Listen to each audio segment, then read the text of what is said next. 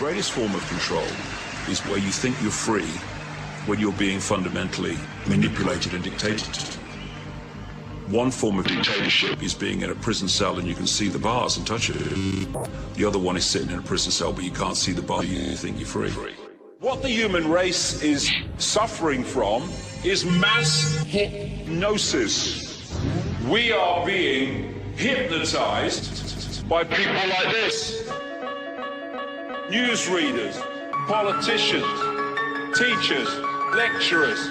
We are in a country and in a world that is being run by unbelievably sick people. The chasm between what we're told is going on and what is really going on is absolutely enormous. Yes, thank you for joining in to another episode of the Red Pill Hardcore. I'm your host, V. As always, I'm here to help break psychological operations, expose corruption, and bring true activists to the front lines. Today I have on with me Ms. Merissa Hamilton. Hi, how are you doing? Good, how are you doing? Thanks for having me on your show. It's a pleasure, it's a pleasure. You caught my attention. I was looking at some videos on YouTube, and I seen that, there's a lady talking about CPS stuff. I was going through CPS information for my radio show, and it's like, wow, this Merissa Hamilton, she's talking about a lot of stuff. Well, she seems to be very educated. Like you just went on for a very long time, and I was like, wow, I gotta get this person on my radio show. That was some time back. Now I have my TV show, and I have to have you on. So please tell my audience who you are. Sure, my name is Merissa Hamilton. I reside in Phoenix, Arizona. I'm the vice chair of the Maricopa County Libertarian Party, and I was a U.S. Senate candidate as a write-in for the Libertarian Party last election, and this election cycle I will be running as a gubernatorial candidate for Arizona for the Libertarian Party. And so I want to go into your activism. You spoke so passionately. You actually have a YouTube channel under the same name, Merissa Hamilton, and you have lots of videos. And you've even done an interview with my main man, Galucha Zana. Yes. Yeah. Yes. He's a good guy. So yeah, please. How'd you get into all that? Sure. So it's an interesting story. I've been an activist for about a decade, but it was mostly for women that were in domestic violence situations and also crisis pregnancies. And so about a year and a half ago, a little over a year and a half ago, there was a girl in Alabama. She was 14 years old and she was raped and became pregnant, and she wanted to not just birth her baby, but also parent her child. And so she asked her grandparents if they would help her out, and they agreed. They did all the paperwork with the state in Alabama to make sure that their protective services, was good to go, and had all the paperwork filed and everything a week before she gave birth. Then I see Judah Myers, who's someone that I worked with to help with that had been raped around the country. She has an organization where she helps rape victims, and she'll actually fly all over the country to help women that have been traumatized and need to heal. So I see a video of her in the hospital with this baby getting ripped from her mother while she's breastfeeding in the hospital after just giving birth. And so I asked her, what's going on and how can I help and whatnot?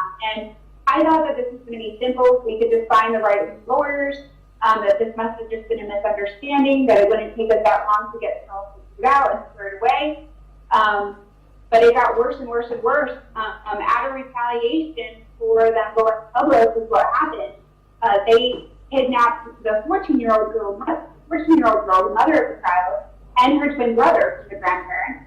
And it took thousands. Like, we had 20,000 fans on that Facebook page after that.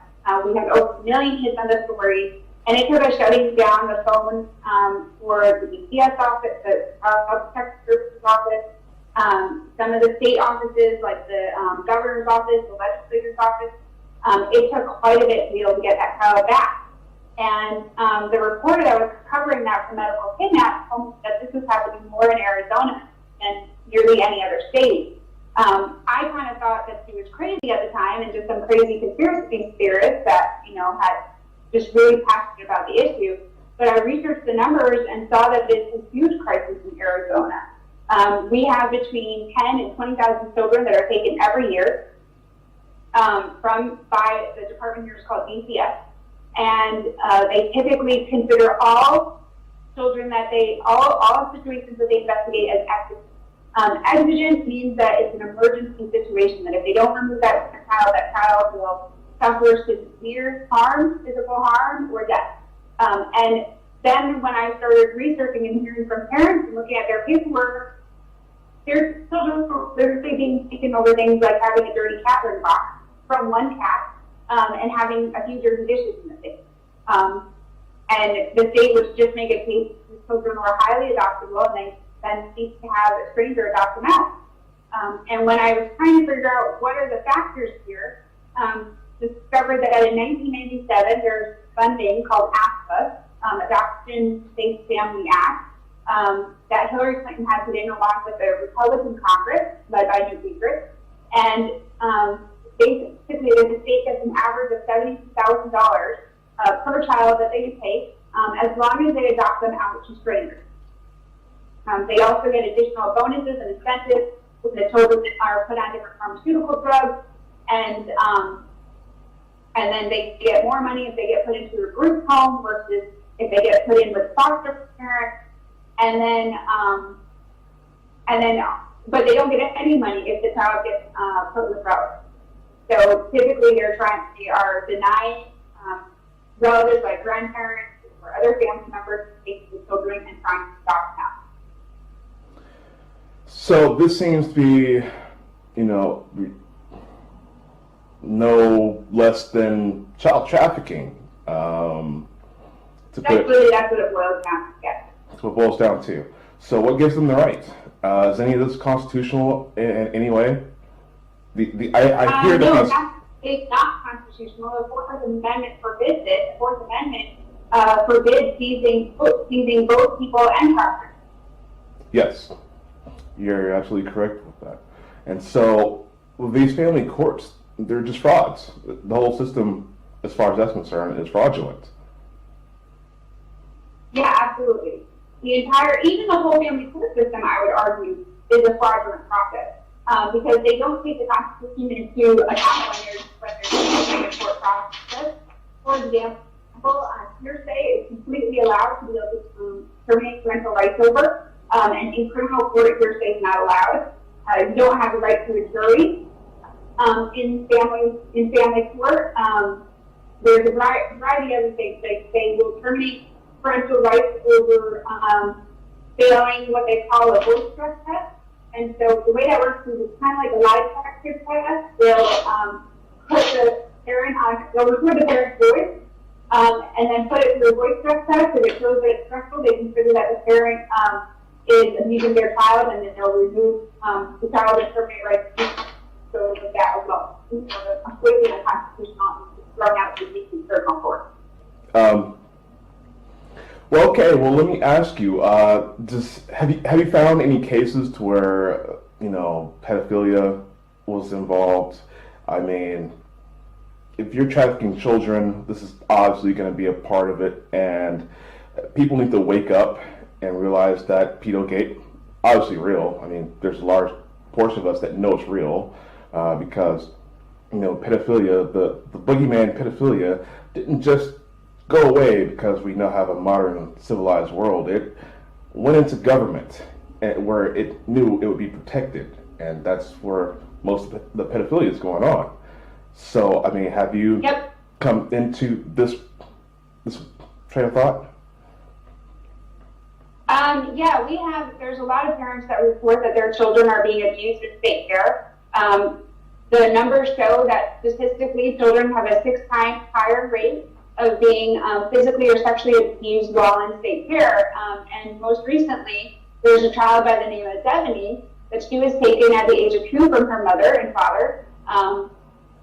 The child wasn't being neglected or abused by any means at all. It was because of an issue that the father had years ago, for I think it was like 13 years prior to that, that they took her, and then they terminated the rights of the mother because she had had some drug abuse history when she was in her early 20s or as a teenager, and now she was well into her 30s, if not closer to 40s.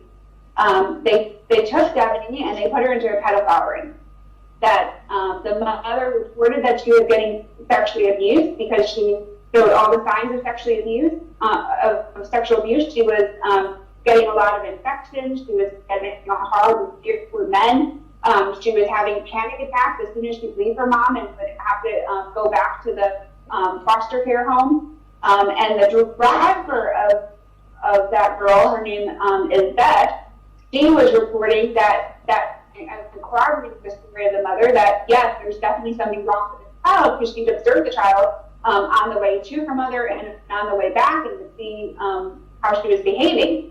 The state instead terminated the mother's rights, saying that she was brainwashing her child to have an unnatural fear of men, and that the fact that she was giving her daughter juice in their weekly 2-hour visits, that's what was causing her infection.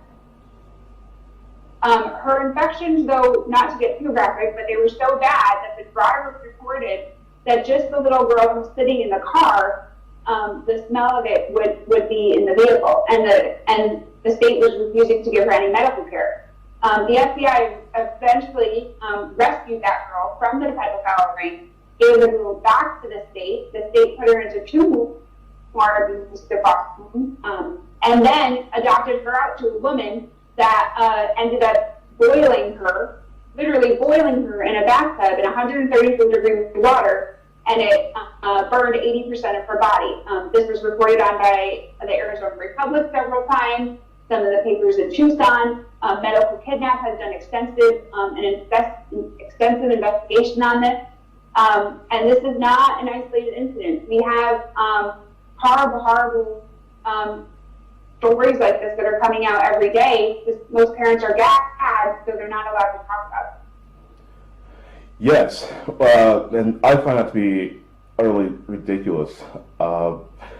These gag orders in court. You know, let's put you in a room full of people who have no interest in serving any kind of justice.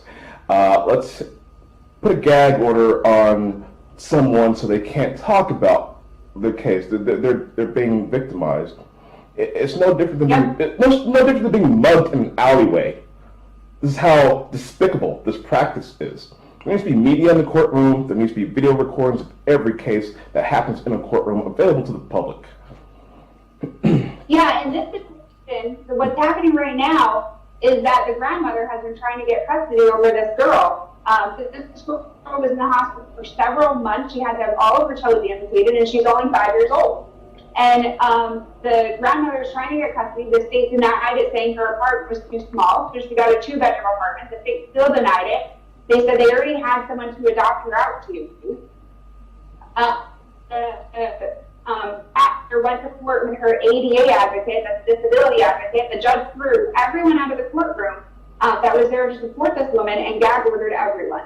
So this woman was left there with about 15 people between all the workers from the state, and she's not able to reach for help from anyone.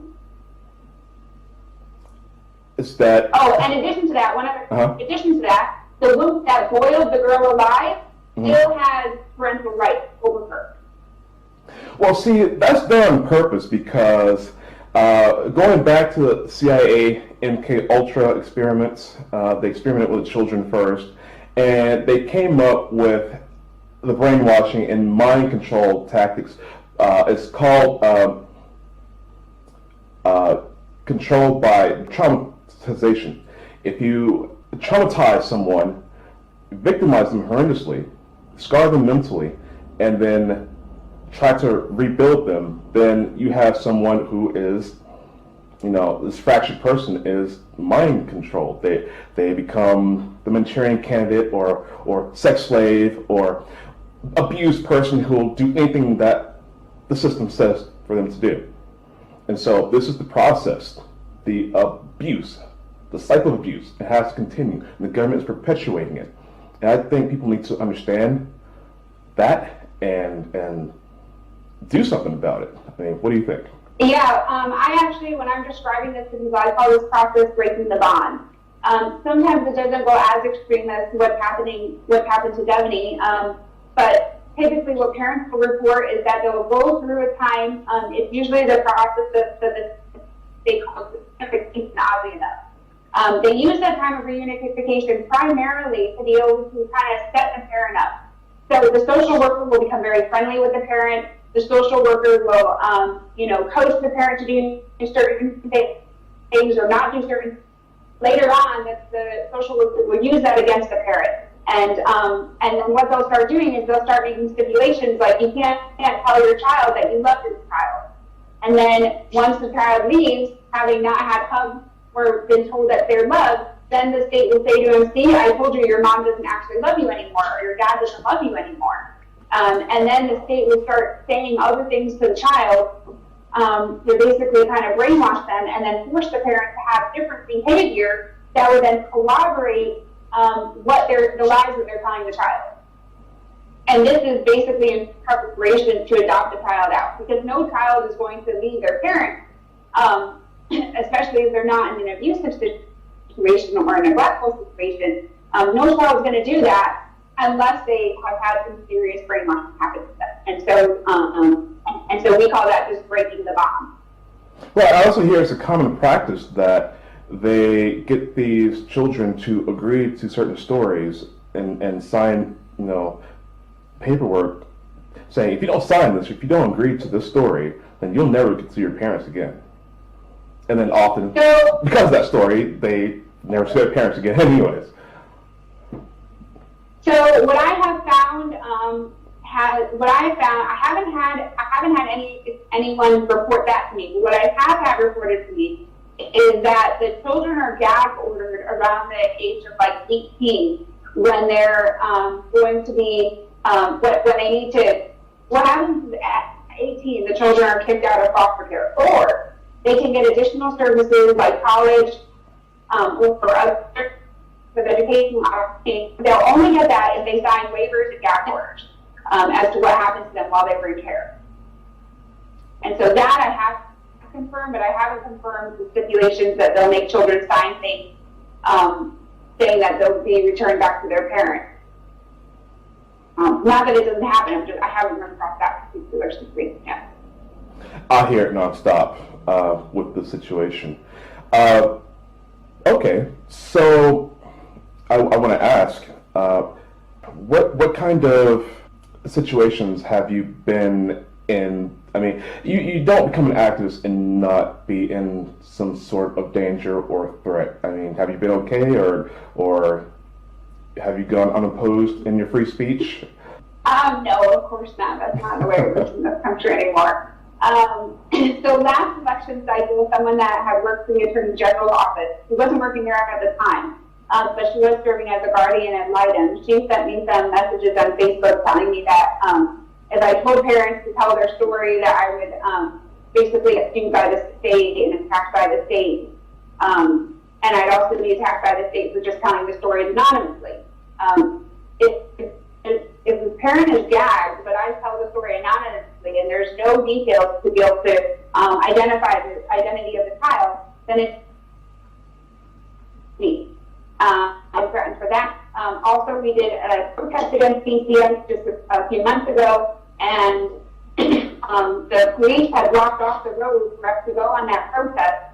And then once they saw the parents that I had speaking, I had the Shores, the mother of the Shores family. Her children are suing the state right now for terminating their rights. And then I also had Devaney's mom there, and some foster kids and other parents that have had bad things happen to them, all there to do a rally in front of the press. And we had full press coverage and everything. As soon as the city saw what was happening, they protested. They arrested myself and Beth, who was a grandmother, but who was a birth without me. And we were put in there, booked on charges of obstructing the road, She was held in jail for 18 hours, and I was held in jail for 14 hours.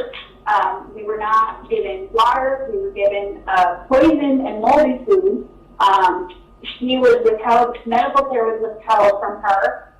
The facilities were atrocious. They were forced to give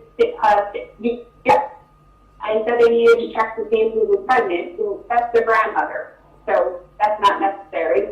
And then when we went to, after we got out of jail and prevailed out, the state did not drop the charges against us. They pursued the charges.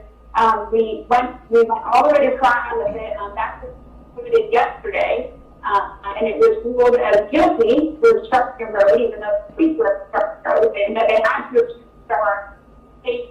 And I represented myself. Basically, I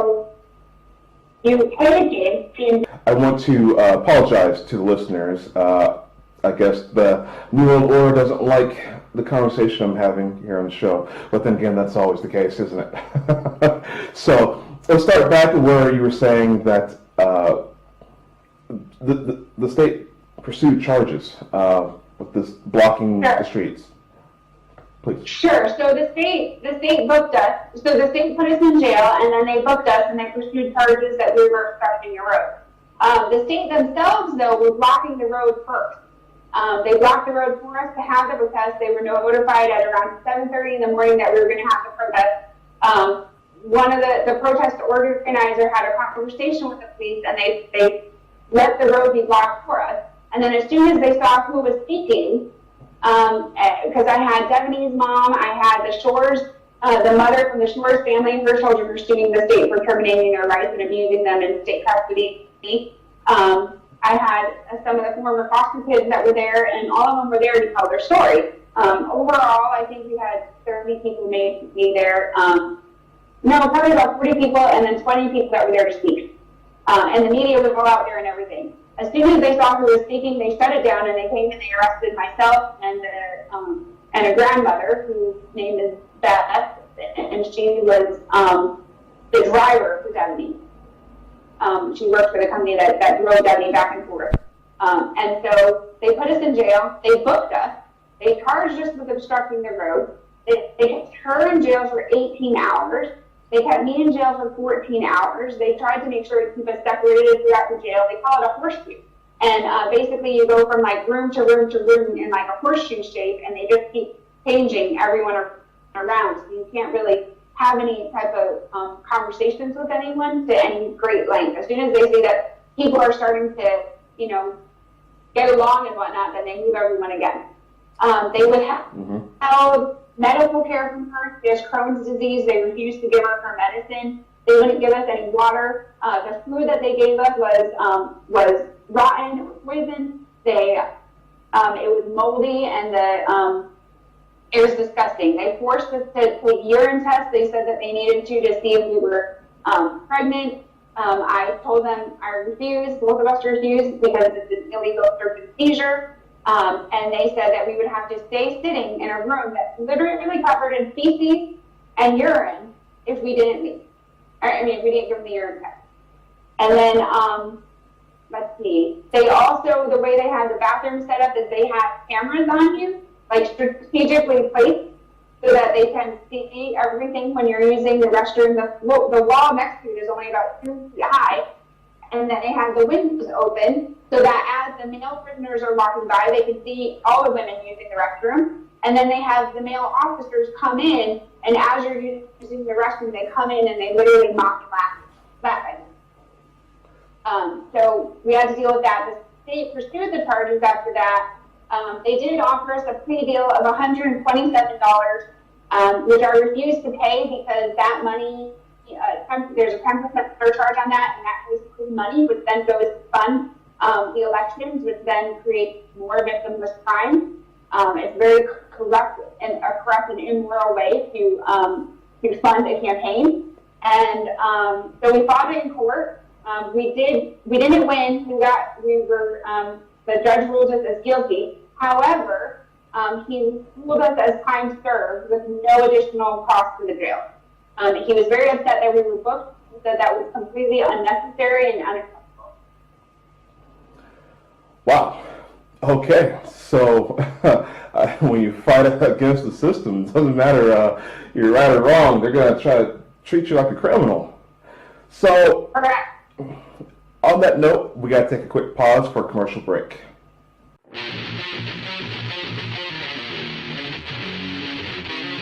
With current social media sites crowded with advertisements, social quizzes, and just general clutter, I wanted to find an application that put the users first instead of the shareholders.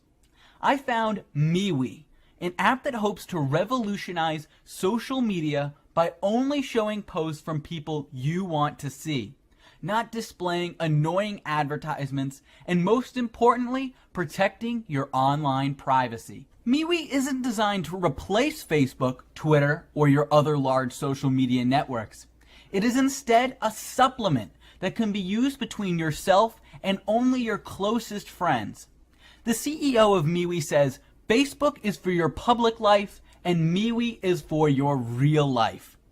MeWe is a free app on the App Store and Google Play, as well as a website that can be accessed from your computer. The overall design is very minimalistic to reduce clutter and improve the ease of use.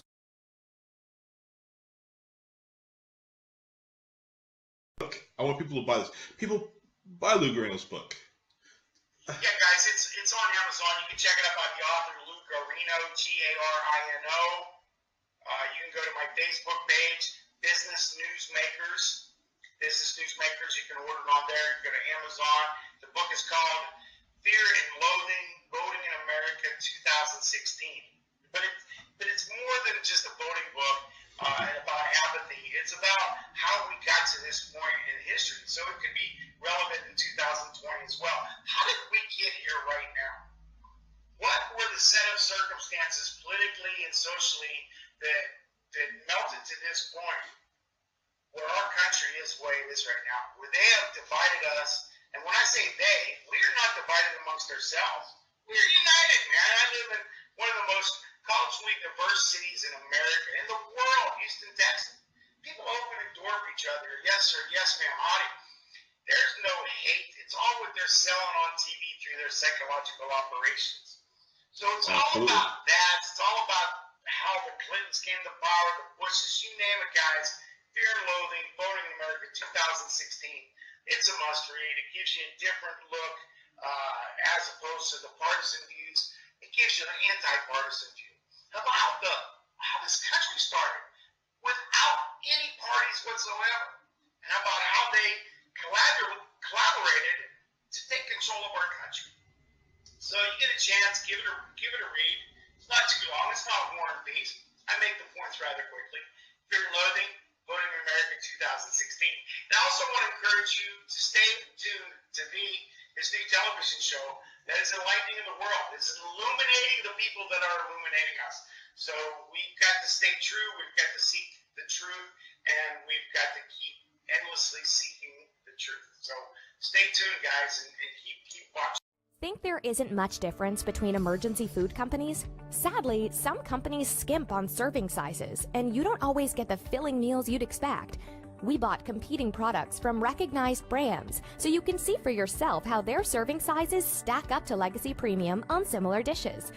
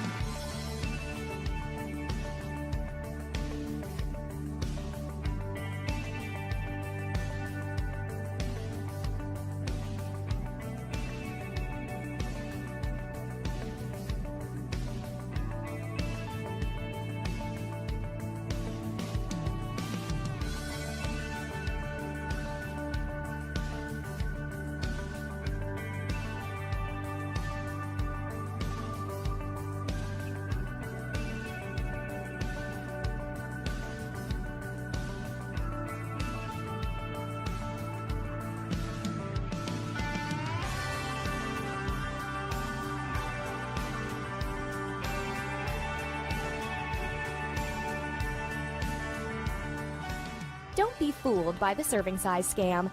Legacy not only gives you more food and bigger servings for your money, but Legacy is also non-GMO and tastes amazing.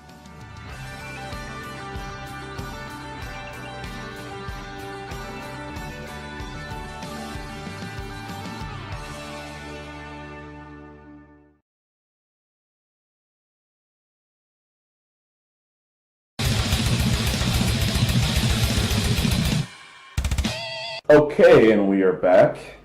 Yes, it's still the Red Pill Hardcore, and I'm still V. And we still have Miss Merissa Hamilton with us here on the show.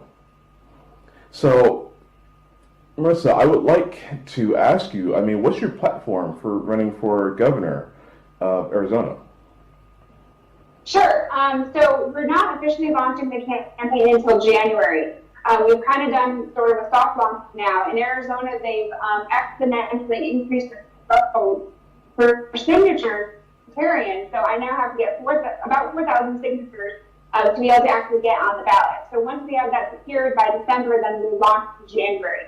But I can tell you about the issues that I'm passionate about.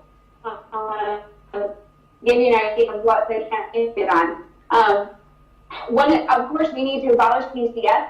That's the entire system is set up. DCS is a privately held company, so it's a business that's designed to steal our kids.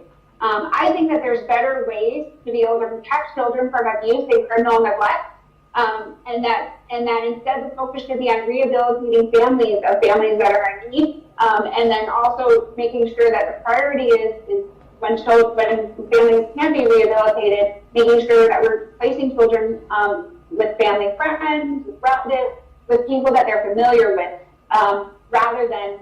So that's a huge priority of ours. The other thing that we need to do is we need to abolish the state income tax. There should be better ways to fund things rather than stealing money from people's paychecks. There's lots of states that have successfully eliminated the state income tax. It works out great for Florida, for example, and it's something that we should do for Arizona. Another piece that we need to do is eliminate victimless crimes. Victimless crimes are going to be things that are acts that we criminalize where no victim exists. So, for example, jaywalking. The city of Mesa in Arizona has made jaywalking the new stop and frisk program. And they have literally attacked and brutally beaten people that are jaywalking. And that's not an exaggeration. I know about police brutality. A month ago. Mm-hmm. Sorry, what was that? I said, yeah, I know about police brutality. Situations get escalated far beyond what they need to because of these, steroid junkies. How about drug testing police officers? That should be mandatory, daily. Oh, yeah, absolutely. Police officers should be drug tested. They should also have to have body cams on at all times. They shouldn't have the ability to turn them off and turn them on. If they're on the clock, they should have them on. Absolutely, I agree with that. So, but I think if we decriminalize victimless acts, that would reprioritize the work that police are doing. So police right now, they're like, even when I was in my trial yesterday, I asked the police officer why he arrested me, and he said he was ordered to. And I said, well, did you find out if we were violating any laws, if anything was unlawful? Did you check to see if the other police officers were actually blocking the road for the protest, and if we were really just violating our First Amendment rights? And he said, no, I was just doing what I was told. And that's unacceptable. So we need to limit the number of situations that police have authority to go after people. And things like jaywalking, there's not a victim when someone jaywalks. Things like marijuana. Marijuana has proven to have a lot of medical benefits. There's no reason that could be illegal. And I would argue that constitutionally, the federal government has no right to restrict what someone puts into their body. Regardless of the drug, regardless of how unsafe it is. That's something, as long as we should be criminalizing is violence. We should be criminalizing acts that have a victim. We should be criminalizing sex. We should be criminalizing things like rape and actually going and doing the test on the rape kits so that we can then start prosecuting those criminals.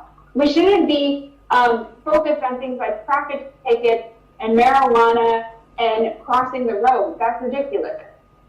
Well, I mean, what you're talking about is strengthening common law, natural law, because someone has to be victimized, hurt, frauded, raped or killed. These are the simple, basic things of real crime. And then you're talking about decreasing corporate law, because these things like jaywalking or marijuana, or that's just for them to line their pockets. It's called revenue. It's not real crime. It's just there to keep them afloat, to keep power over you, to keep, this control, and it's unreal. And I like the idea of the income tax being abolished, because we don't even have the ability to decide what our tax money is used for. You work 2 weeks, a month long, you get your check, half of it's gone to taxes, and this money is going to black budget operations. We're spreading imperialism across the planet, but you can't get your pothole fixed in the road. And so, it's ridiculous. We need to take the power back. And yeah, sorry, I didn't mean to go on a rant, but continue, please. Yeah, no, there's actually three things crimes besides police brutality that we're going to talk about. One issue we have is civil asset forfeiture. When I was meeting with the folks down by the border in Cochise County, they told me that the biggest issue they have is because it's within 100 miles of the border, it's considered a constitution-free zone. And so if someone has more than $100 cash, they are at high risk that if they get pulled over, the police will steal the cash from them. Because they don't have to actually have been in, they don't even have to have any type of probable cause or reasonable suspicion that someone committed a crime. All they have to do is just say, I have a suspicion, I have a basic suspicion that because this person was here and this is an area that's a constitution-free zone, automatically that person probably might have been committing a crime, so we need to take their money. It's a horrible, horrible thing that's happening down there. That's the stupidest thing I've ever heard. I've never heard of that before. Well, the police get to split it with the federal government, and they 50% of it to fund their department, to fund their raises and bonuses and all those things. Of course, they're going to steal the money. So that's what's happening. Civil asset forfeiture. It's something that Trump has expanded the program for that. I'm not a big fan of Obama by any means, but the one thing he did do was he did curb the civil asset forfeiture program, and Trump has now increased it and expanded it. And Arizona has been a huge fan of it. It's something they take gross advantage of. In addition to that, when people are then charged with crimes and prosecuted with crimes, typically the state sets it up so that they will flee out rather than actually being not guilty, fleeing out a not guilty plea, because the state doesn't provide the resources for someone to legitimately go to court and defend themselves.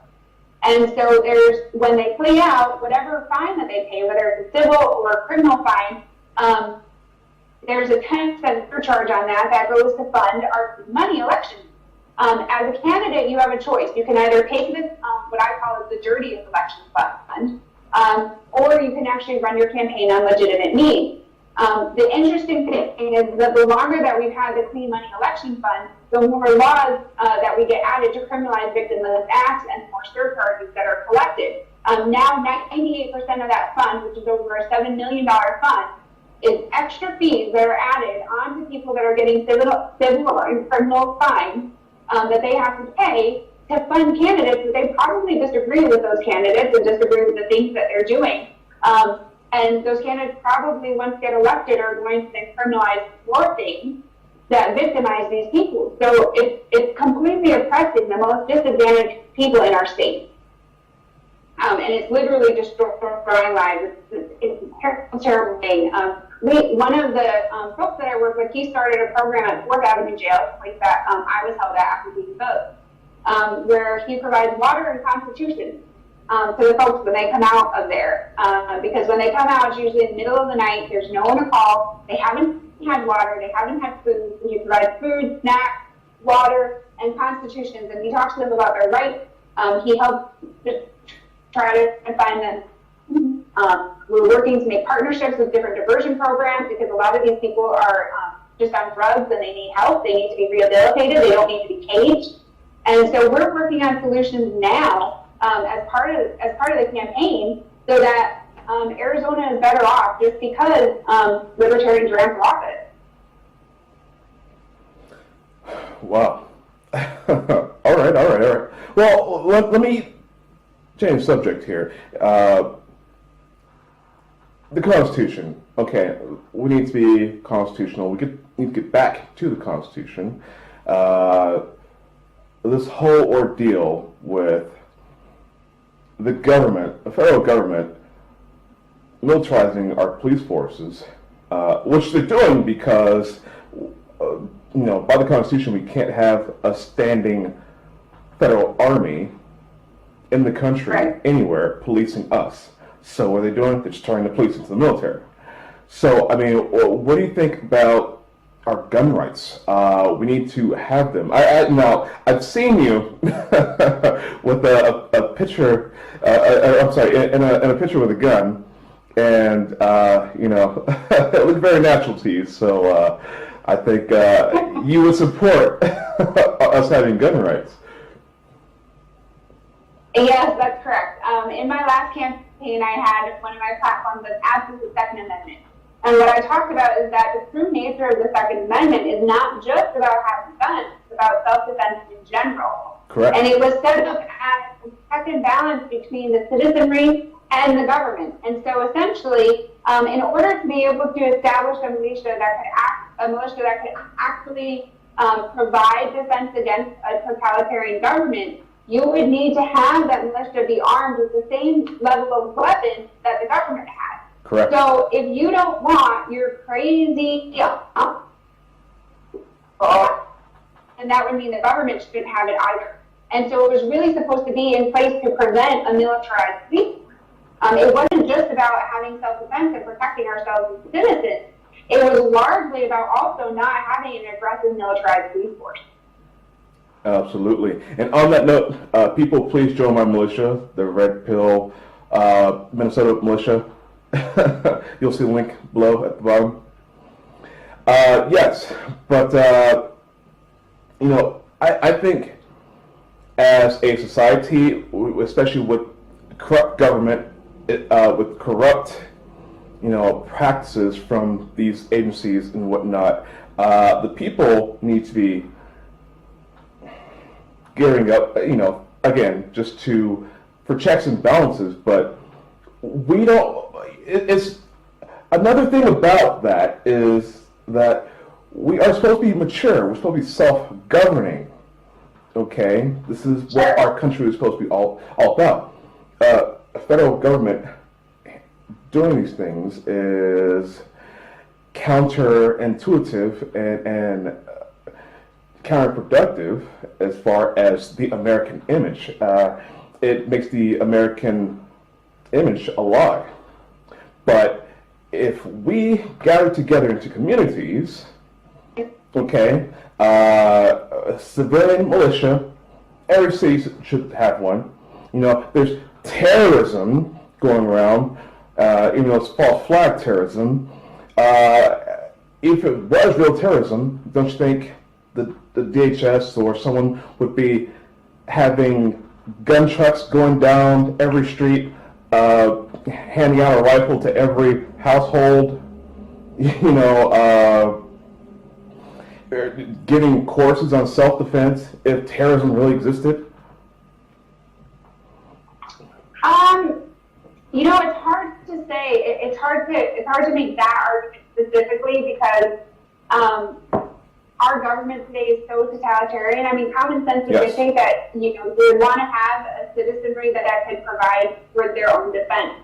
I think that what we see is that the government has looked at every single position that they can take to basically weaken the American citizen, and I think that's largely when we look at the last election cycle, what we saw. People, it's not just about our civil liberties it's also about our economic liberty. And so when I look at things like, well, the Second Amendment, I see that, I know this might be a stretch to some, but I do see that there's a correlation between the fact that they've not only restricted our ability to practice our Second Amendment, they've also restricted our ability to have economic freedom. So on both sides, we can't afford to protect ourselves. And then in addition to that, they make it far more expensive and far more difficult to protect ourselves. So it's not just about a potential of having false flags, because I honestly haven't researched that much. I'm more concerned about, are we able to put food on our table? Are we able to take care of our children? Are we able to have access to good health care? Are we able to, protect ourselves? To me, these are the things that are focus of look at as. For that little interruption, I was saying yes, Merissa Hamilton for governor. We definitely need someone like you, who's enlightened. And it's my opinion that if you have a lot of money, you're one of these spoon-fed people, went to Yale and Skull and Crossbones, whatever, secret society, all this elitist crapola.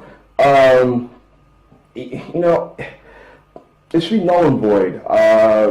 People should be voting people into office who come from the same place they come from. We know Obama's past was fabricated. No one remembers him in college. No one remembers him being wherever he was born. Well, that's only drugs, though. That has nothing to do with any conspiracy theory. Well, I'm joking. We voted oil tycoons like the Bushes into office, and no. We need people from the local neighborhood to be governor, to be in Senate, to be anything. No one is going to relate with you. Trump does not relate with any of you. Trump does not care about you. The Clintons do not care about you. So. It's a sad state of affairs of where we're at now. Although I do agree that we need more women in politics. If it were up to me, I'd kick out all the men from every position in government, in the ruling class, because it's too much testosterone, too much corruption, too much of any of that. We need a matriarchal society. As my good friend Luca Mino would say, from the Learn to Unlearn show. Great guy. We need more caring and passionate environment. We don't need Big Brother, we need Big Mother. So, any last statements before we finish off? Sure. I encourage people to just, first of all, if you're not registered to vote. And get registered and start voting, start paying attention, because in absence of voting, the thing is that no one the politicians themselves, they will sway one way or another, or to what we're proposing as solutions in the Libertarian Party based on the voters that show up and vote. When you don't show up and vote, then no one hears you. Social media will have some type of an impact, but at the end of the day, unfortunately, politicians will do what's going to cause them to either be reelected or lose office. And losing office is their largest fear. So, and the other thing I would encourage you to do is go and look at outside of the duopoly, outside of the typical Republicans and Democrats. I think having more parties to the point that we eliminate parties altogether would be a much healthier system that would really be able to change the way our government operates, so that it is going back to the Constitution and more focused on our economic and social and civil liberties rather than what we have today. So I just encourage you to get out, vote, and then do some research on the candidates that are running for office and support those candidates that are considered the people that can't win, but are good quality folks. And if you want to stay more involved in what I'm doing, you can go to Hamilton4AZ.com. That's Hamilton, the number 4, and AZ. and check out what's going on my website. You can follow me on Facebook and Twitter. It's Merissa Hamilton, spelled with an E in Merissa. And I'm hoping that our message is getting out loud and clear. I'm so happy to be able to be on your show. And what I'm more excited about is that just as part of the process of being an activist and being an advocate for people, we're able to make so much positive change in our local community. Absolutely. I agree. And as far as Arizona's concerned, I mean, I think we need to get the entire country behind you. So hopefully you're up for president soon. Well, you know, I had, I think it was my sixth grade teacher. It was my sixth grade teacher, and she had us do something about like who was our favorite female politician or a female figurehead, and I did Elizabeth Cady Stanton because she was a strong advocate for the suffragist movement. And she said something about me running for office to be the first female president, and I laughed and laughed and laughed. And now here I am, so many years later in politics. I have no idea how this happened. Well, hey, let's keep the dream alive. I want to thank you for coming onto the show, and I'll be supporting you personally. You have the red pill hardcore seal of approval. Love it. And I don't remember what position, sorry about that, but he's leaving love notes as his campaign material, to the people of Washington. I might steal that from you. Yeah, I thought it was a great idea. That is an adorable idea. Yeah. Now, if you were in Arizona, you'd be Senor Love. Yeah. Senor Amor. Amor de Senor. All right, so as you can see, there's lots of work that we need to do at both the federal level and the state level to restore liberty. I personally believe that Scott said, when can we all sit down and have a discussion? When you get back from your vacation? There you go. It would be probably pretty good to have a bunch of liberty-minded people from different parties all do like a roundtable discussion, and we can air it. And then you can kind of see the difference between supporting people of liberty and supporting crony people, what the difference is that you get between what we recommend. But just going back to the issue that we wanted to talk about as far as DCS and family court and restoring parental rights and getting rid of crony laws. I'd encourage you right now, kind of the really urgent issue is the Shore family. They just had their kids violently stolen from them in Nevada. Arizona, after their case was dismissed, Arizona DCS went, created paperwork, didn't have a judge stamp it and sign off on it, went to Nevada to take the kids, use the Nevada police force to literally violently remove the children that are ages, I think, between 4 and 11 from the home by gunpoint. And then when the father came to try to say goodbye to his kids, they restrained him on the ground at gunpoint. So please call our legislatures, call the governor, call DCS, and demand that they return these kids, because they have no jurisdiction over them anymore, and it's the same charges that already got dismissed. And then from there, take the ideas that Kara's had at the state level and the ideas that I've mentioned and I have on my website, marissahamilton.com, at the federal level as to how we can restore parental rights, how we can keep kids safe, and restore liberty. So Kara, if people want to get in touch with you, how can they reach out to you? You can reach out to me on Facebook through this page right here, Kara Nicole for House LD 26. I also have my website, azpowergirl, the number 4, the letter U, at gmail.com. My website is azpowergirl4u.com. You can reach out to me at Kara Nicole on regular Facebook, Twitter. I'm azpowergirl. I'm azpowergirl everywhere. If you know me from my cosplay, hit me up there. I don't care. Wherever you can find me, I'm pretty easy to find. I don't know if you're aware, Merissa, but in the state of Arizona, the right to have a warrant. You know how you have your right to have a warrant for search and seizure. Right. Unreasonable search and seizure in Arizona. If there are children involved, if there is a case involving family court, and I believe that this applies to DCS as well, they do not, that if you deny a police officer access to your property, your children, or whatever, that is probable cause. Yes. I was aware of that. That's actually part of one of the strings that are attached to the federal funding. So there's two important strings attached to the federal funding that everyone should know about. One is that it removes the ability to have a court order or due process or anything that our Constitution guarantees. And then the second piece is that it creates this child registry system that basically as soon as the hearsay claim is made against you, you go into the system, and then on background checks, it pulls up that you are basically a child abuser. And you haven't had a trial yet, you haven't actually been convicted of a crime, you haven't even been investigated, nothing's happened, but forever you are now in this system, and it prevents your ability to get jobs at a lot of different companies. So two horribly crony things where they're completely trampling on the Constitution. They're stealing our tax dollars so they can steal your children, and it's something that we need to fight at both the state and the federal level. Now, I can understand that some people might say, well, we want to know who the abusers are, and, well, you can't protect the criminals. The reality is, these people, many of them are not criminals. They have not done anything wrong.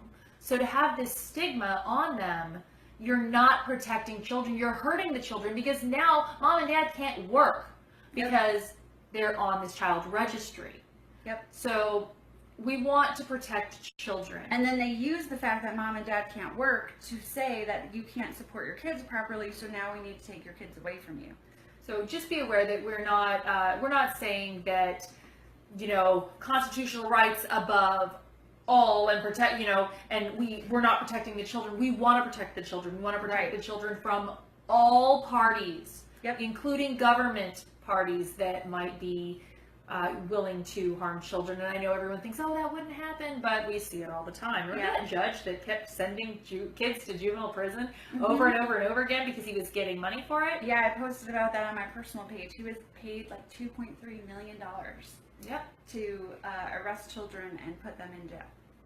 Kind of crazy. So Arizona, or the Libertarian Party, we actually have a parental rights platform, and it says that parents or other guardians have the right to raise their children according to their own standards and beliefs. This statement shall not be construed to condone child abuse or neglect.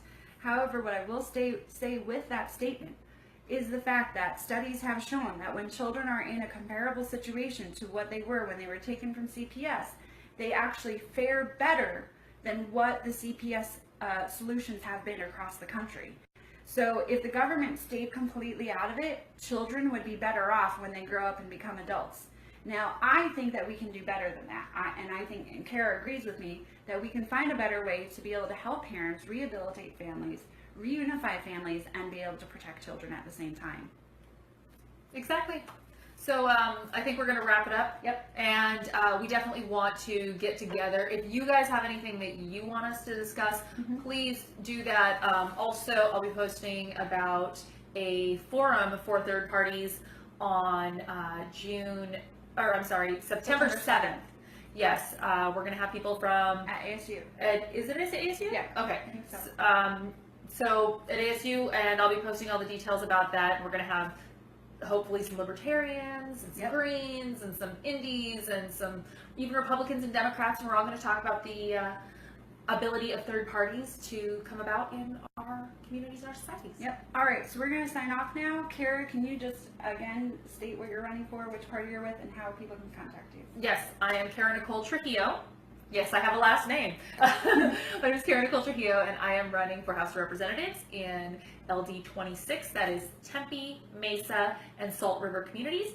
And you can get a hold of me through Facebook at Kara Nicole for House LD 26, as well as azpowergirl4u.com. Fantastic. And I'm Merissa Hamilton. I'm running for U.S. Senate with the Libertarian Party. Get out to vote on Tuesday.